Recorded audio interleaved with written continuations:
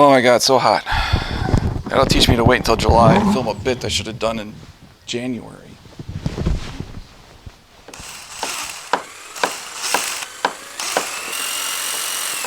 Hey everyone, it's Tony from Handlebar Workshops, and today we're in my garage workshop.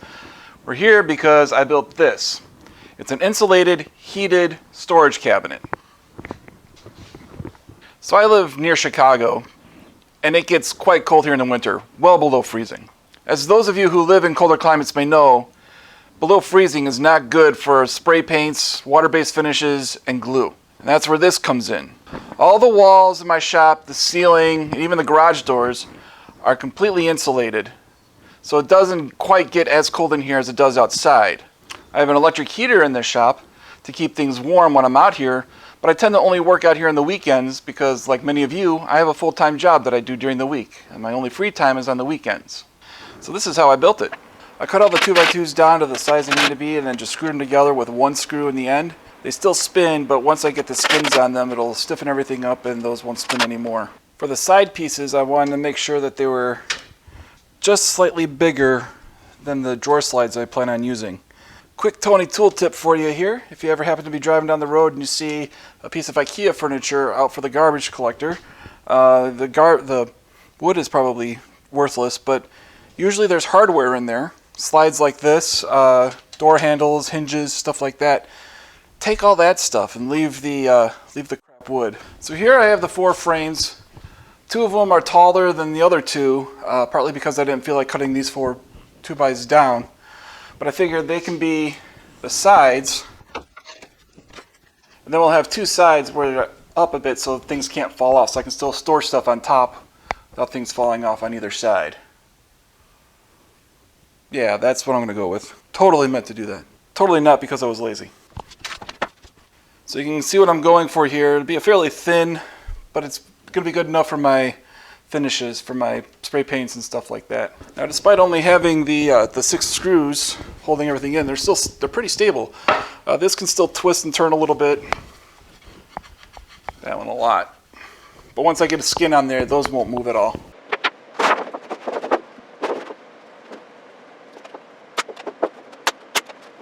I know a bunch of people are going to ask why I'm using aluminum, the rolled aluminum inside.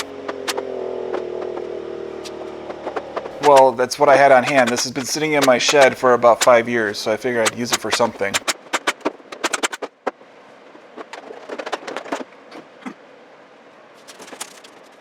And the only reason I need anything on the inside is just to keep the insulation from coming out.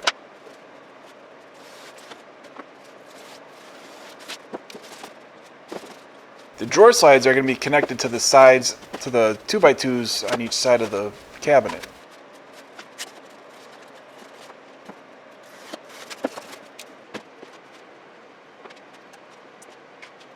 And as you saw from the sides, I'm running out of plywood.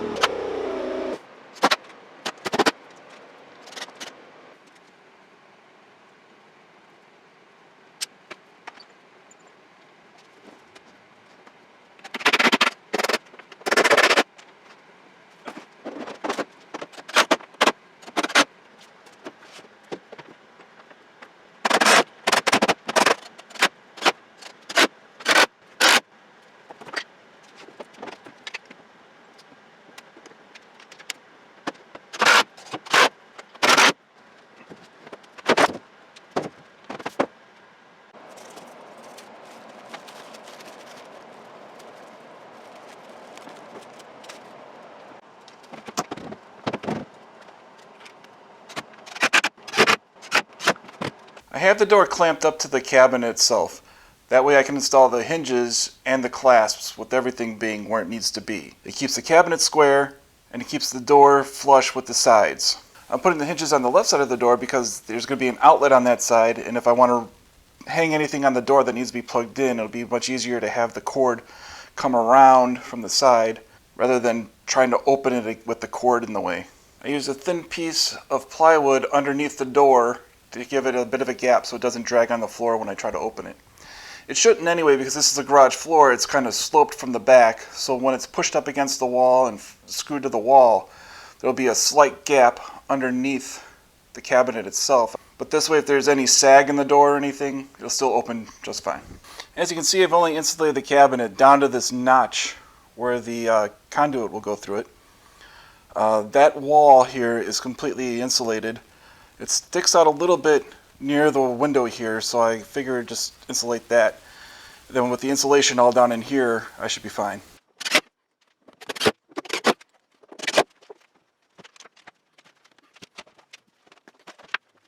I'm using up some scraps to make the drawers, or shelves, or whatever you want to call them. It's a 1/4 inch hardboard glued to the bottom of 3/4 inch plywood sides. The front and the back are the tallest, so that way none of the bottles tip out and fall down in the back or the front of the cabinet.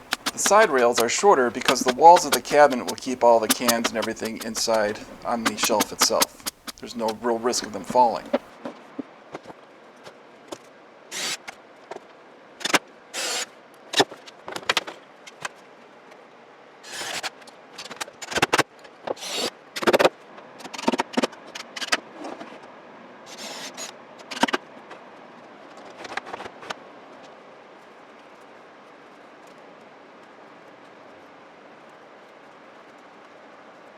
So install a couple outlets with an extension cord that goes around and out to the outlet next to the cabinet.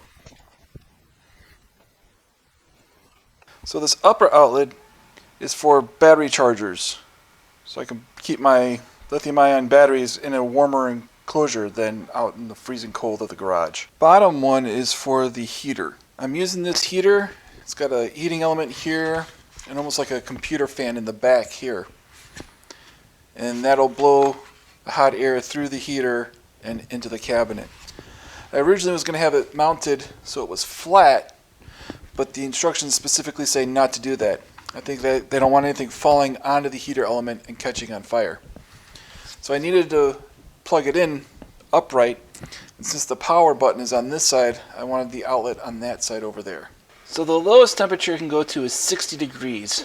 You can see how there's just enough room for the heater behind the shelves. As you can see, this is pretty crowded over here, so I'm going to try and fix that. In order to alleviate some of the mess at the outlet next to the cabinet, I'm installing a power strip at the top of the cabinet. Everything that was plugged into the outlet can now be plugged into the power strip. You may notice that the blue cord from the outlets inside of the cabinet are plugged into the outlet box and not the power strip. The instructions for the heater specifically say not to plug it into a surge protected outlet. I could not find any non-surge protected metal power strips for use in the garage, so that means I got to plug it right into the wall outlet. So it's below freezing outside the shop. It's just above freezing here in the shop. The heater's been in there for a couple days at this point. I don't know exactly if it's running or not properly, but I want to make sure that I can put stuff in there and reliably heat it up to a certain temperature. So I rigged up this little contraption here. It's a peanut butter jar full of water with a meat thermometer in the top. This can go inside the cabinet while the readout stays up on top, and I can just turn it on and monitor the temperature inside. So you can see it's 13 degrees Celsius.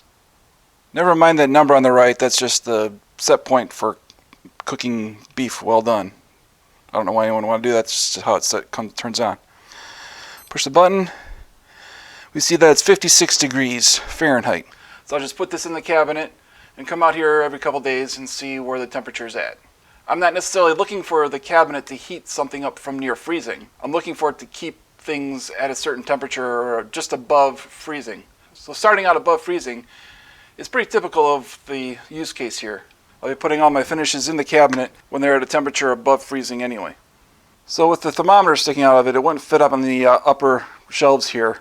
So I had to put it down here, and the meat thermometer readout is up here. So it's been quite cold here past few days. Last night it got down to about negative 11 degrees Fahrenheit, and it hasn't been above 10 degrees Fahrenheit for the past few days. My remote thermometer there is telling me that it's 28 degrees in the shop here.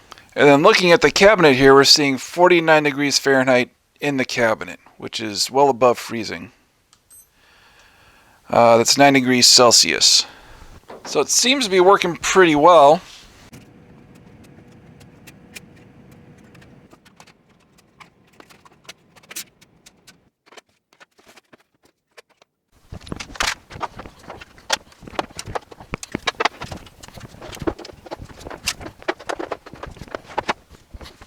So as you can see, I've attached things to it.